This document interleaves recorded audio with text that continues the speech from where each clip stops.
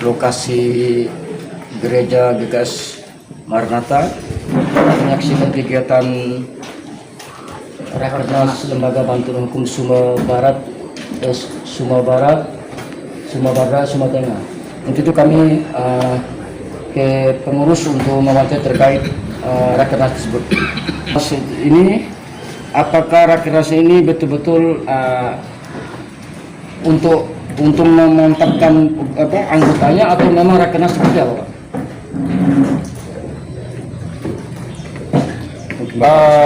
Begini, kaitan dengan pelaksanaan Rakernas ini adalah salah satu kegiatan yang mesti harus dilakukan dan dilaksanakan oleh setiap organisasi sesungguhnya. Namun Lembaga Bantuan Hukum Sumba ini ya sejak masa pelantikan, peresmian, dan sekarang adalah tahapan Rakernas pertama. Dan tentunya harapan kami setiap para anggota seluruhnya sudah mengikuti dan mereka bisa dibekali lagi ke depan sehingga mereka menjadi anggota-anggota yang handal ke depan untuk organisasi. Terkait lembaga LBHC, saya lihat pantau kami selama ini cukup bagus, cukup mantap. Cuman bagaimana Bapak bisa meningkatkan anggota Bapak sebagai LBH itu untuk membantu rakyat ini yang membutuhkan terkait kasus-kasus yang mungkin ada di Sumba Barat Daya? Tentunya bahwa upaya-upaya dari organisasi terutama kelembagaan ini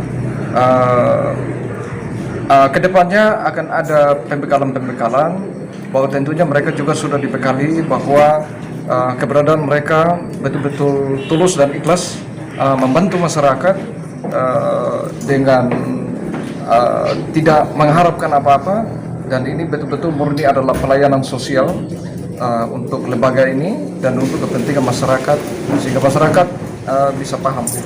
Baik, saya kembali kepada Direktur LBHS.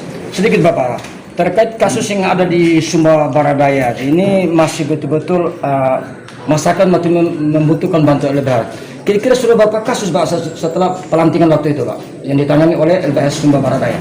Baik, terima kasih. Semenjak Lembaga Bantuan Hukum ini berdiri dan telah dikukuhkan di daratan Sumba pada umumnya, memang sudah banyak upaya-upaya hukum yang kami lakukan.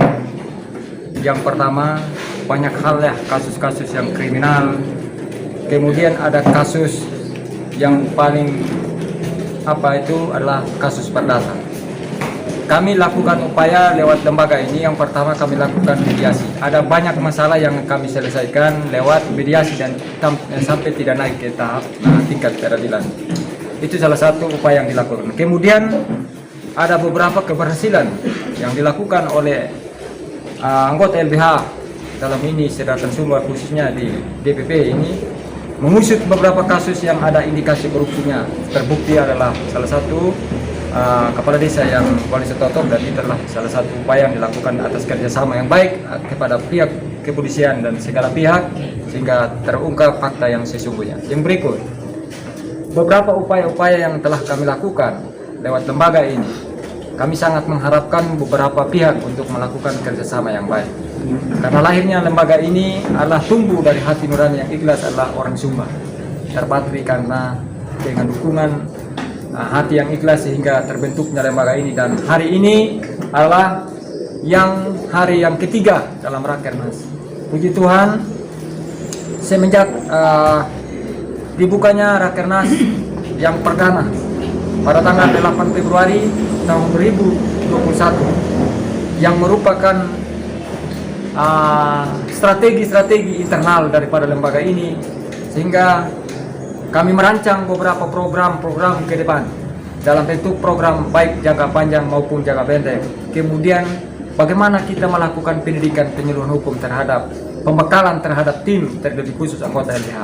Kami beberapa hal penting yang kami akan bahas dalam rangka untuk memberikan keterampilan, pemahaman, pembekalan terhadap tim kita, dalam hal ini mohon maaf tim LBH. Jadi itu yang paling kami harapkan, dan hari ini mungkin akan kami tutup Rakernas dan semua strategi dan program upaya-upaya yang kami siap lakukan ke depan maupun yang telah terlewati hari ini kami tetapkan. Baik, terakhir Bapak terkait LBH ini, kira-kira apa harapan Bapak dan himbauan Bapak kepada para bawahan Bapak ini untuk menjalankan tugas di lapangan, Pak?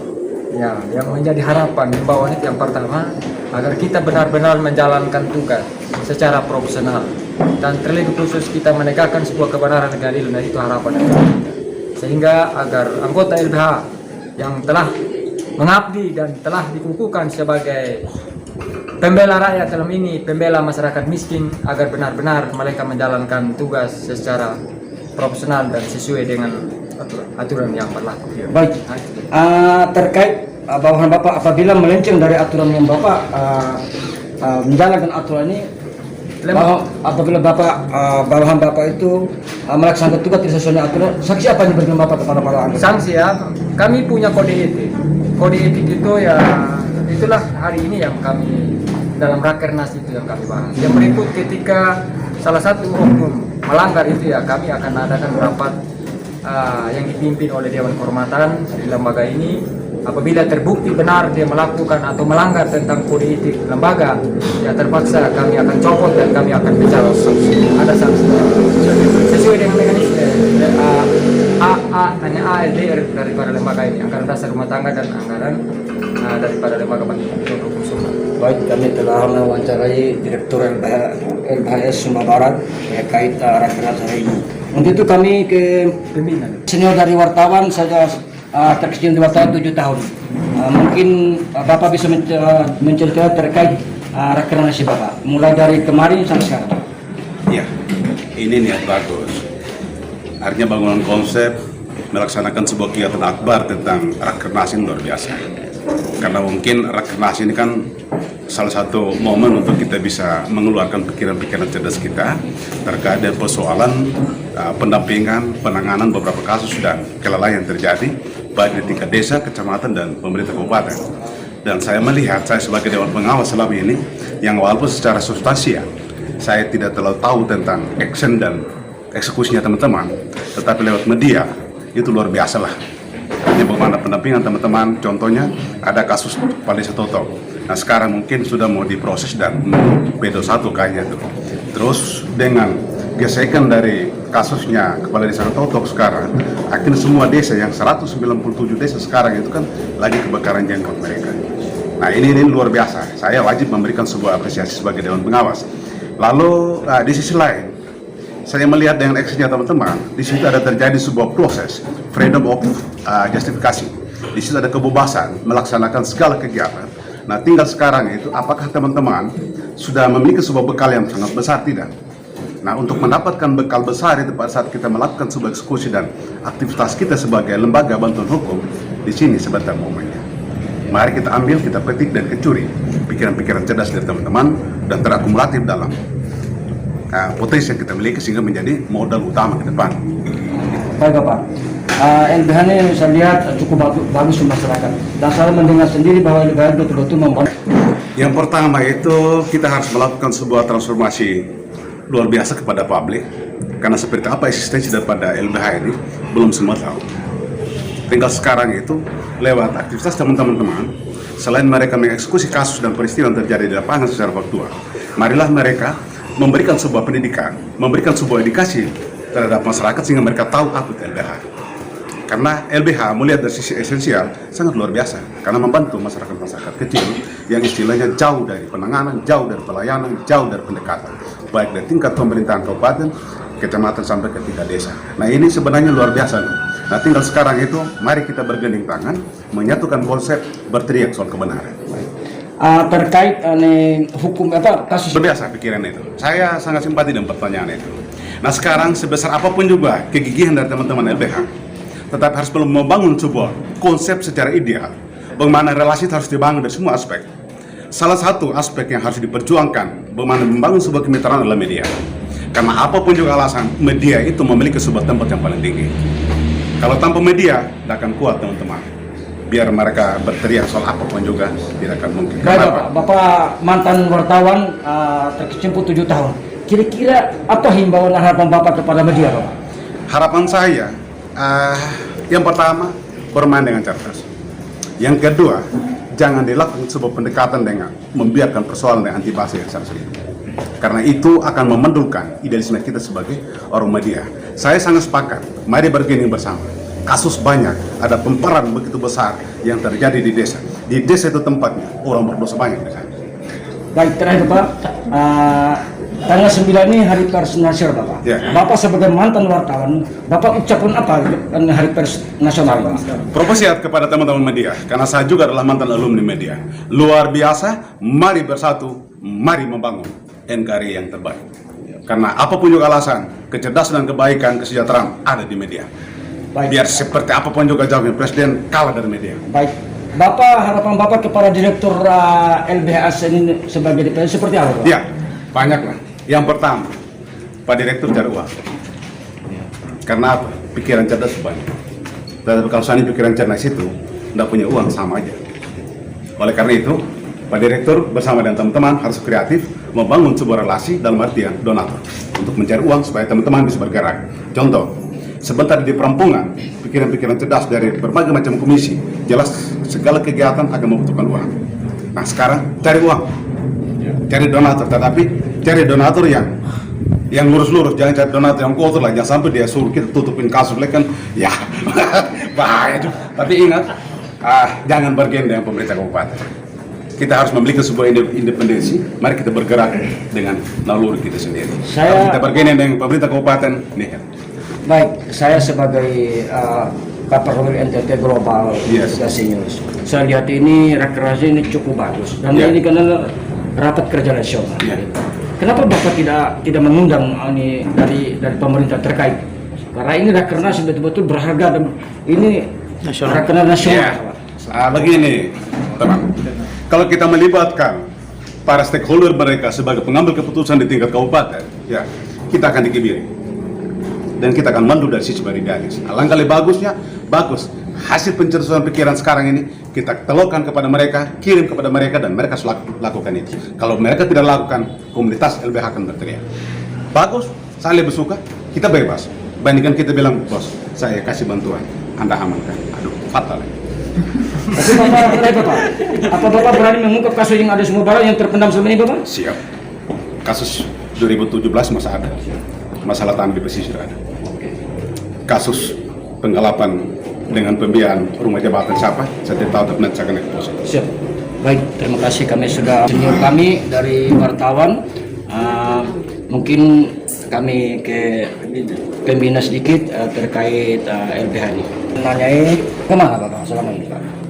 Sesungguhnya keberadaan lembaga bantuan di Sumba memang kelihatan dari namanya Sumba, tapi tentunya lembaga ini dia menandakan bahwa lembaga ini lahir di Pulau Sumba.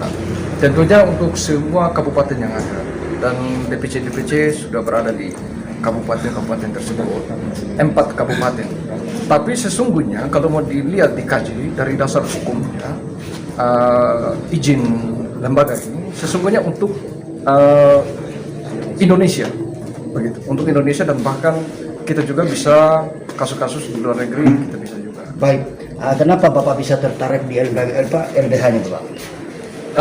Kenapa saya tertarik? Sebenarnya ini sebuah keterpanggilan. Pertama ini sebuah keterpanggilan di mana masyarakat Sumba ini ya rata-rata sumber daya manusianya masih lemah. Kesadaran akan hukum itu masih sangat lemah. Sehingga apa-apa terjadi sesuatu semua pasti berujung pada anarkis, kekerasan dan bahkan pembunuhan. Oleh karena itu maka kami terpanggil untuk mendirikan lembaga bantuan hukum ini. Sesungguhnya pendampingan hukum merupakan hal yang juga menjadi fungsi lembaga ini, tetapi yang paling penting adalah pendidikan hukumnya yang perlu digarisbawahi sehingga masyarakat kian sadar hukum dan melek hukum. Baik, masyarakat ini kata pembina tadi bahwa masyarakat ini SDM-nya kurang. Bagaimana caranya masyarakat Sumba Barat ini SDM-nya bisa Pak terkait masalah hukum? Kira-kira seperti apa nanti Bapak lakukan nanti Pak? Tentu kami akan membangun mitra kerjasama dengan pemerintah tentunya mitra ya. Jadi kemitraan ini yang kami bangun bukan hanya dengan pemerintah tetapi legislatif, bahkan sampai ke jajaran pemerintah di bawah, yaitu kepala desa. Dalam hal ini untuk menjalankan fungsi sosialisasi hukum, program-program kami sudah bentuk, maka sekarang kami ada raker, penentuan program, pendidikan hukum akan kami lakukan tentu melalui kegiatan-kegiatan kami. Baik, terima kasih. Kami sudah Ya. mewawancarai pembina Ya. LBHS Sumba. Untuk itu tidak lama berapa menit lagi kami berakhir, tapi kami menanyakan Direktur LBHS Bapak Baldi. Silakan Bapak, ceritakan terkait ini. Baik, terima kasih terkait apa yang disampaikan oleh pimpinan. Pekerjaan saya sebagai profesi pengacara. Saya terpanggil saat itu ketika kami melihat kalau dihitung pengacara yang ada di Sumba kan hanya dulu sebelum ada teman-teman yang lain dilantik ini kami berapa orang. Kami tidak mampu bagaimana kami melakukan upaya penyuluhan dan menyadarkan hukum terhadap masyarakat. Kami terpanggil beberapa pembina sehingga kami gagas lembaga ini. Kenapa kami gagas lembaga ini? Itulah tadi harapan apa yang disampaikan oleh teman pembina. Bagaimana kita melakukan penyuluhan hukum, pendidikan hukum, agar masyarakat itu memahami dan menyadar akan tentang hukum. Kemudian agar masyarakat itu akan tahu yang merupakan hak-hak hukum, agar masyarakat itu memiliki kepastian hukum. Itu yang merupakan harapan. Mungkin beliau sudah menyampaikan dari pembina, dari ketua pengawas sudah menyampaikan terkait kegiatan rakernas hari ini. Mungkin kita kembali